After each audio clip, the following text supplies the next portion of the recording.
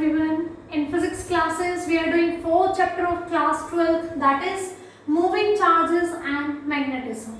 And today we are going to discuss about the solenoid. So firstly, we should know about that what is solenoid and why we are going to learn about solenoid.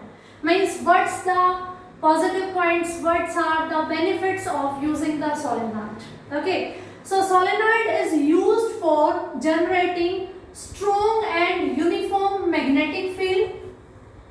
Why we are using it? Because it is a source. It is going to be a source of strong and uniform magnetic field. And it is a long metallic insulated wire wounded in the form of helix.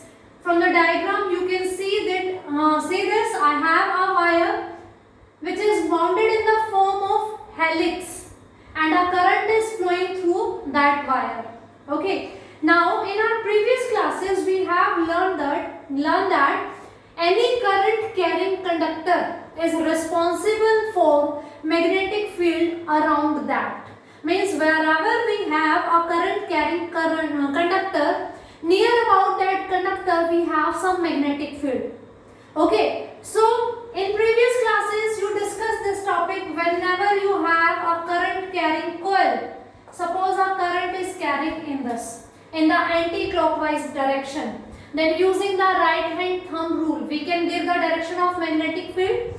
This is the direction of flow of current. We are going to curl our fingers according to the direction of current. Then thumb will give us the direction of magnetic field. Okay, we have learned this concept that a current carrying coil is means we are going to find out the magnetic field on its center and on its axis. This is on the center magnetic field and here on the axis. Here we find out that magnetic field is perpendicular to this coil and in outward direction, and here we find out that magnetic field direction was this one.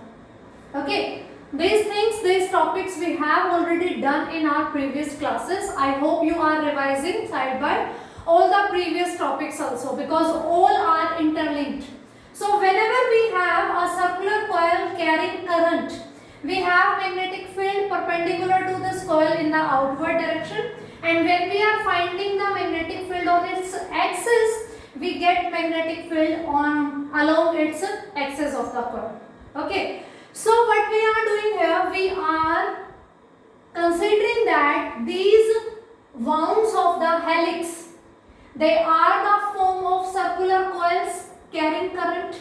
We can say this thing, when we are wounding this wire in a helix form, then each and every wound will be treated as a circular coil carrying current. So each and every coil is going to generate some magnetic field. If I talk about, suppose, first coil, this is my first coil, first wound, this is second, this is third, and up to so on. Okay. And the main important thing I told you so many times in previous class also, like electric field lines, magnetic field lines are not only the lines, they always form closed loops. They always form closed loops. In the 5th chapter, when we are going to discuss the chapter magnetism, there we are going to discuss about all the characteristics of magnetic field lines. Till now, consider this thing, कि electric field lines are just lines, but magnetic field lines are forming always closed loop. Okay, so if I talk about this first wound only, see this thing, the current. It is a current carrying coil and current is flowing in anti-clockwise direction using the right hand thumb rule. This is the direction. The curling of fingers will give us the direction of current, then thumb will give the direction of magnetic field. So this will be the direction of magnetic field. And on this ends if I will talk, because magnetic field lines are closed loops. So these are going to be magnetic field line like this. Like this, and in center we have a straight line, and here we will also have magnetic field lines are always forming closed loops. In the center, because it is going to form a very bigger loop, so we are saying it is a straight line. Okay, so from these two you can compare this thing. For these ends of this coil, the magnetic field direction is this one, upward, here downward. See here, magnetic field direction upward, here downward. See here, magnetic field's direction upward and downward. These all coils are not separate coils.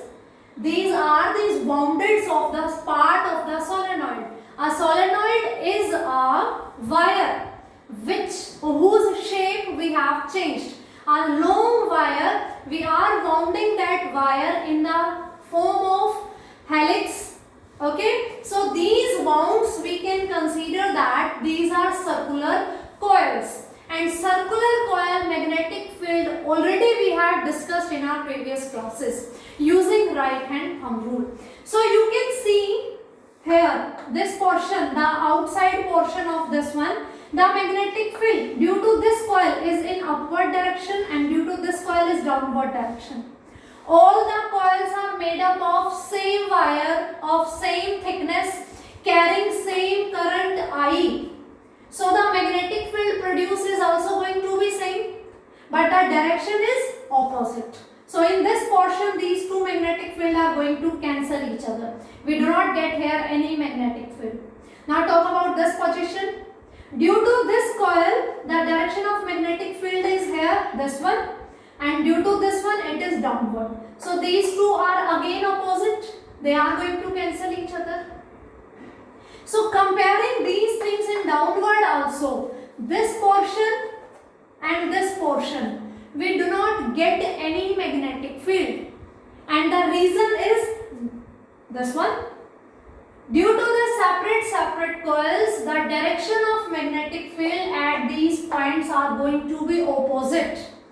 Because all the coils are made up of same wire of same thickness carrying same current, so the amount of magnetic field they are going to produce is also same, but their directions are opposite. If I consider this helix form is the combination of different coils. Suppose I am having different coils carrying current I in anti-clockwise direction. Okay, each and every. So here the magnetic field produced by one coil is neglected by or cancelled by the magnetic field produced by second coil. Okay, so in the outside region I do not get any magnetic field. But talk about the central part. The direction of magnetic field according to the right hand thumb rule is in this direction. For this coil, due to this coil, again current is in anti-clockwise direction. The magnetic field will be in this direction for third coil. So each and every coil is giving us the direction of magnetic field in along the axis. Okay, so this portion is giving us straight lines magnetic fields. We are saying magnetic field lines are closed loops due to any current carrying conductor. But when we are placing so many coils close together with each other, then these all lines are in same direction. They are forming long straight lines, magnetic field lines. So in the inner portion of these coils, we are having strong and uniform magnetic field. Strong because we are having so many number of coils. That's why it is strong. And uniform because no break is there. All coils are continuously placed very close to each other. A uniformity is there. We do not get here the strong magnetic field, then we get weak, then we get strong. It's not like this. Uniformly distributed magnetic field is there. That's why a solenoid acts as a source of strong and uniform magnetic field. In its outside portion, we do not get any magnetic field. And the reason is this one I have explained in this diagram. If you are talking about different coils, then the direction of magnetic field is reversed. reversed in these portions, they are going to neglect each other. That's why in these two portions we have zero magnetic field. But inside the solenoid, along the axis of solenoid, we have a strong and uniform magnetic field. Second thing, we are getting parallel lines of the magnetic field. Otherwise, we are getting closed loops of magnetic field lines, but when we are placing a number of coils, these act as number of coils. Suppose you have a very long wire, okay, and when you start wounding it in the form of helix, and when they are wounded very close to each other, then this is going to make a solenoid, and all the coils will produce magnetic field in same direction. If the current is flowing in anti-clockwise direction, then the direction of magnetic field will be from left to right. If the current is flowing in the clockwise direction, then the direction of magnetic field will be from right to the left. You can apply right hand thumb rule for getting the direction of magnetic field. The concept of zero magnetic field in the outside portion of solenoid, you can clear this concept by finding the direction of magnetic field due to separate coils. They all are going to neglect each other's effect. But in the central portion, due to all coils, magnetic field is in the same direction. All are going to be add up, and that is going to make a strong magnetic field. Okay, suppose due to this coil in the center we were having 2-3 magnetic field lines. Then again due to this coil also in the center we are having 2-3 magnetic field lines. Then due to this coil also, when we are placing so many coils close to each other, then these all lines are going to be add up. So that's why we are getting strong and uniform magnetic field. Okay, so finally, what is the need of solenoid? Why we are learning about solenoid is clear to you. Solenoid is a long metallic insulated wire wounded in the form of helix. Outside portions of the solenoid will not give us any kind of magnetic field, and inside it we are having a strong and uniform magnetic field. And we are using the concept of magnetic field due to circular coil, which we have already discussed in our previous classes. We also have discussed the Ampere circuital law. According to Ampere circuital law, B dot dl, the closed integration of a loop, closed loop, the magnetic field dot dl, the length element, will give us mu naught into I. Mu naught is the magnetic permeability of the free space, and I is the amount of current flowing through that. So here also, due to this solenoid, we are going to find out the magnetic field. How much magnetic field a solenoid is going to be produced. Okay, so let's start to find out the magnetic field due to a solenoid. For this, for applying this Ampere circuital law, we know that we have to consider an Amperian loop. As in the electrostatic, to apply the Gauss law, we have to imagine the Gaussian surface. Similarly, for applying the Ampere circuital law, we have to consider an Amperian loop. Suppose that Amperian loop is PQRS. The Amperian loop which I have chosen is PQRS. Its half portion is inside the solenoid and half portion is outside the solenoid. Suppose this diagram is of the solenoid. This thing I told you that dot and cross are the symbols of representation of direction. Both are representing the direction in perpendicular. Dot and cross are here giving us the direction of current. Dot means also perpendicular, cross means also perpendicular. But dot means perpendicular outside and cross means perpendicular inside. Okay, we are saying now in this anti-clockwise current is flowing. So if you see curling of fingers here in this portion, fingers are coming outward, perpendicular to the board in outward direction. That's why I have drawn dot here. Current is in this direction, perpendicular. Okay. And in this portion, when we are curling our fingers like this is the direction of magnetic field. Okay. Because due to these hole coils, magnetic field is in this direction. I have explained here also. But the direction of current here in this portion, fingers are curling inward. That's why I have placed cross here.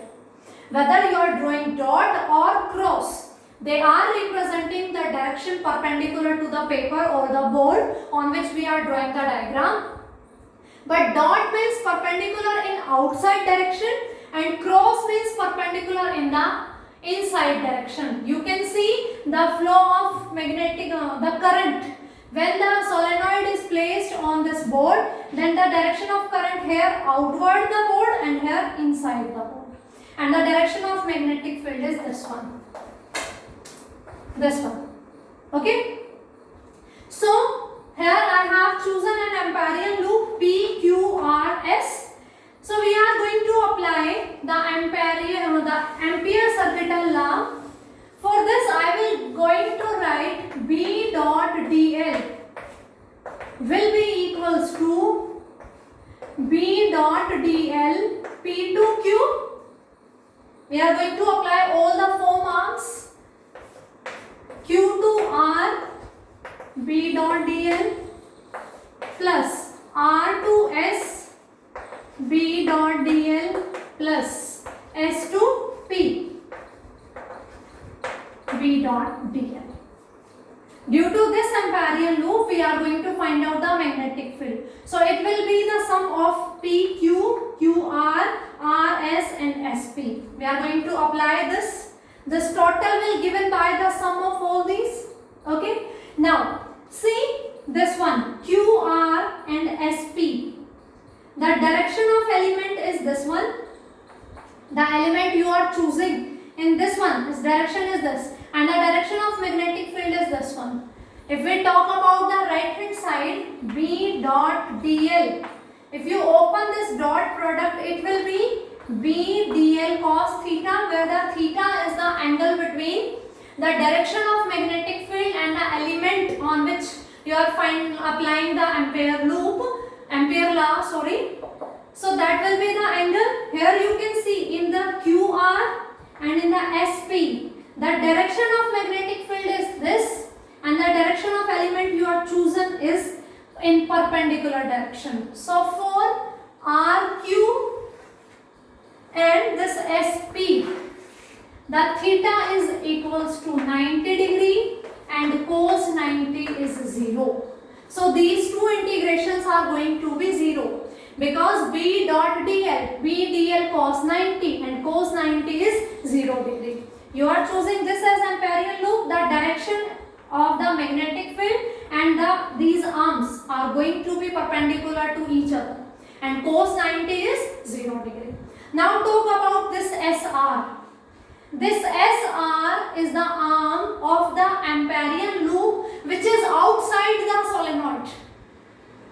This SR is the arm of the Amperian loop which is outside the solenoid, and outside the solenoid we have recently discussed we do not get any magnetic field. Magnetic field is 0. For these two cases, theta is 90, cos 90 is 0, that's why these two terms will be 0 and this term will be 0 because this SR arm is outside the solenoid and outside the solenoid we have 0 magnetic field, B is 0. When B is 0, this integration is going to be 0. Okay? Because B dot dl cos theta, so it will be B dl cos theta, B is 0. 3 terms product is there, 1 term is 0, so result will be 0. So we left with B dot dl is equals to P to Q B dl cos theta. Now talk about this PQ. The direction of the element chosen PQ, the arm of the Amperian loop PQRS is in the direction along with the direction of magnetic field. So theta is equals to 0 and cos 0 is 1. So it will become B dl. Okay, or we are going to write B dl because this is the length of this loop. But we are going to apply this for the whole solenoid, and suppose L is the length of whole solenoid, that is equals to B into L. Suppose its total length we are taking is L, because we are applying this Ampere circuital law for a small loop. When we are integrating it for the whole solenoid, so we get total length of the solenoid, and that is going to be L. So B dot dl is equals to BL. Now coming towards the right hand side.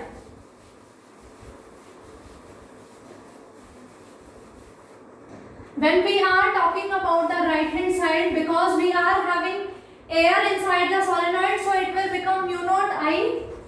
This side become mu. This I is total current, na?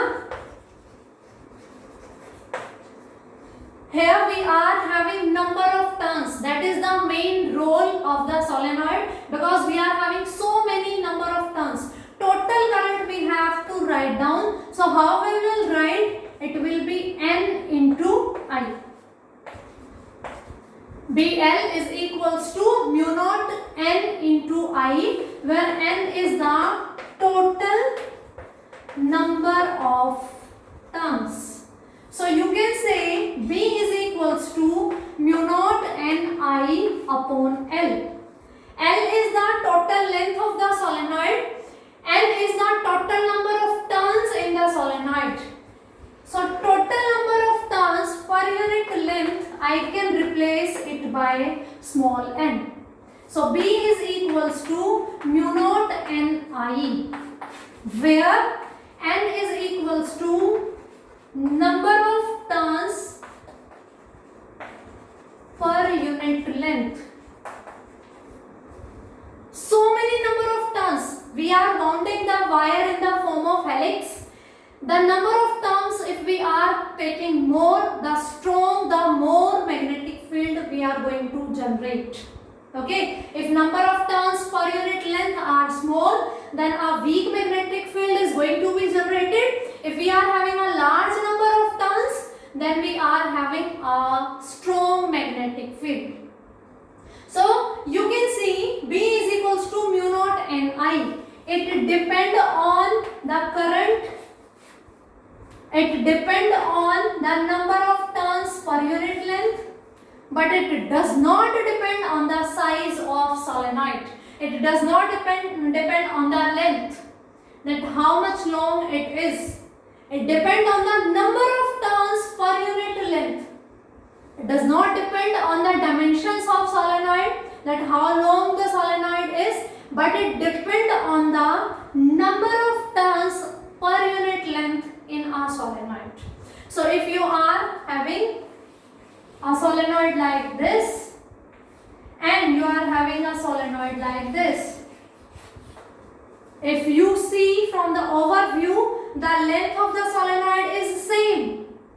Okay, the size of solenoid is same, but it is going to generate the strong magnetic field as it is having more number of turns per unit length. The size of solenoid is same in both the cases, but the number of turns are going to play the important role. The solenoid which is having more number of turns per unit length is going to generate more strong magnetic field. So this is about solenoid. If you are wounding a long metallic wire in the form of helix, then we can generate the parallel rays of the parallel lines of the magnetic field, and that will be a very strong magnetic field. Second thing, it does not depend on the length of solenoid, it depends on the number of turns per unit length. Outside the solenoid, we do not have any magnetic field. We have a magnetic field only in the inner portion of this solenoid. Like the capacitors in the chapter of electrostatic, we were using two parallel plate capacitors. Okay, parallel plates were there, one was positively charged, another was negatively charged. We were producing the uniform electric field. Similarly, solenoid we are going to use to to generate the magnetic field. So this is all about the solenoid. I hope this concept is clear to you. In the next class we are going to discuss about the toroid, which is the next form of this solenoid only. So understand this class very carefully. Listen this video 2-3 times so that this concept is going to be clear to you. And when you are going to listen the topic of toroid, that will be very easy for you. So this is sufficient for today. Thank you.